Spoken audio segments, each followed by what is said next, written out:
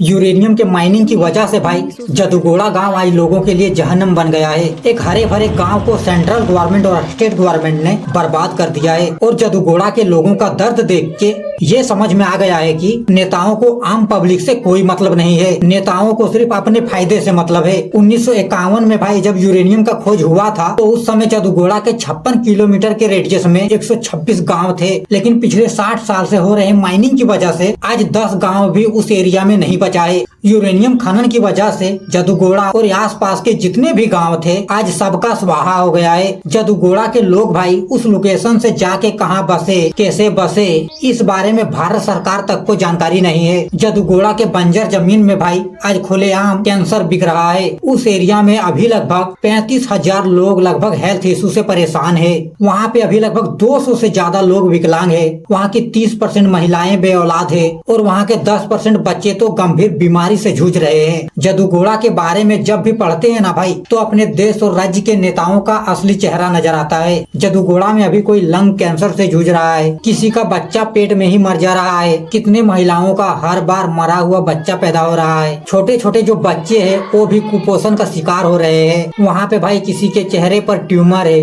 किसी का शरीर डेवलप नहीं हो पाया है, कोई बच्चा सुन नहीं पाता है, कई बच्चे ठीक से चल नहीं पाते हैं। पिछले 15 साल में भाई वहाँ 200 से ज्यादा बच्चे विकलांग पैदा हुए हैं। वहाँ के 68% लोग लगभग 62 साल के एज से पहले ही मर जा रहे हैं। वहाँ पे कैंसर रेट सामान्य स्तर से 6 गुना ज्यादा है और जन्म से ही वहाँ पे पैदा होने वाले बच्चों में किसी का सिर मुड़ा होता है, किसी का हाथ पैर मुड़ा होता है, किसी का आंख डैमेज होता है, किसी बच्चे का 5 उंगली के जगह 6 उंगली होता है। और इन सब का जिम्मेदार जदुगोड़ा में चल रहे यूरेनियम का माइनिंग है। जदुगोड़ा के पानी में भाई यूरेनियम की मात्रा WHO के मानक स्तर से 6 गुना ज्यादा है और इसी वजह से वहाँ का पानी पीने से लोगों के शरीर में दर्द होने लगता है। छोटे छोटे बच्चों को सांस लेने में प्रॉब्लम होता है, बच्चे विकलांग पैदा होते हैं। और इस बात को जापान के क्योटो यूनिवर्सिटी ने 2001 की रिपोर्ट में ही कह दिया था कि बच्चों में ये जो हो रहा है वो सारा यूरेनियम माइनिंग की वजह से है। इसके अलावा CSC की 2008 का रिपोर्ट, 2018 का BBC का रिपोर्ट, 2020 के मोंगवे इंडिया का रिपोर्ट, इसके अलावा एशियन थिंकर का रिपोर्ट, और हर रिपोर्ट का कहना है कि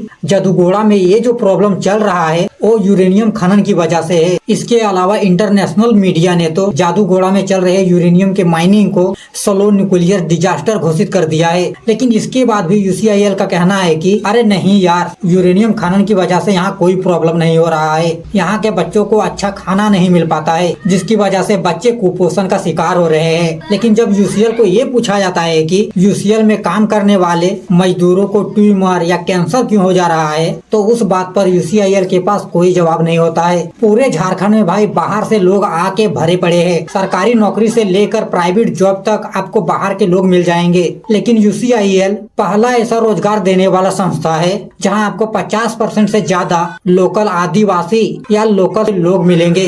अब आपको लगता होगा कि ये तो अच्छा बात है कि झारखंड के लोगों को लोकल में ही रोजगार मिल रहा है, तो भाई ऐसा नहीं है। यहाँ प्रॉब्लम ये है कि लोग यूरेनियम के रेडिएशन से होने वाले बीमारी को अच्छे से जानते हैं, इसलिए लोग यूरेनियम खनन में नहीं जाना चाहते हैं। और वहाँ के लोकल लोगों के पास कोई काम नहीं होने की वजह से लोग मजबूरी में यूरेनियम खनन में जाते हैं और इसी वजह से वहाँ पे लोकल लोगों को ज्यादा रोजगार मिला हुआ है। वहाँ के लोगों की स्थिति देख के ना भाई आंख में आंसू आ जाएगा। लेकिन कभी भी सेंट्रल गवर्नमेंट या स्टेट गवर्नमेंट या झारखंड के किसी नेता ने वहाँ के लोगों को इस प्रॉब्लम से निकालने के लिए आवाज नहीं उठाया। हमारे देश में सबसे दिक्कत वाला बात ये है भाई कि हमारे देश के नेताओं को जाति धर्म के नाम पे ही वोट मिल जाता है, तो काहे कोई इन चीजों पर दिमाग लगाएगा भाई। नेताओं का कहना है भाई जिनका प्रॉब्लम है वही समझे।